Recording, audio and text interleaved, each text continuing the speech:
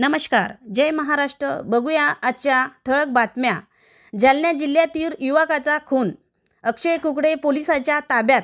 जालना जिल्ह्यातील एका युवकाचा मृतदेह देऊळगाव जालना मार्गावरील एका शेतात मिळाल्याने खळबळ उडाली आहे।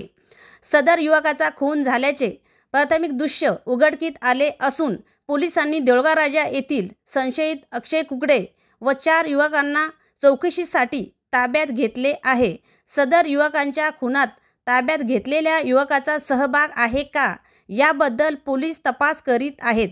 याबाबत पोलीस सूत्रांकडून प्राप्त माहितीनुसार जालना जिल्ह्यातील सागर दिगंबर डुकरे जालना मार्गावरील अजय शिवरकर यांच्या धाब्याजवळ शनिवारी रात्री संशयितरित्या मिळून आलेल्या सदर युवकाचा खून झाल्याचा संशय पोलिसांनी व्यक्त केला।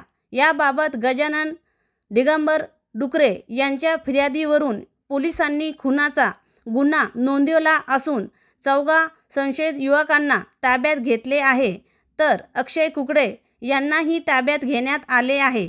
तपास अतिरिक्त पोलीस अधीक्षक श्री महामुनी यांनी घटनास्थळी भेट दिली असून उपविभागीय पोलीस अधिकारी मनीषा कदम यांच्या मार्गदर्शनाखाली ठाणेदार आशिष रोही, API शिंदे व PSI भरत चिरडे तपास करीत आहे।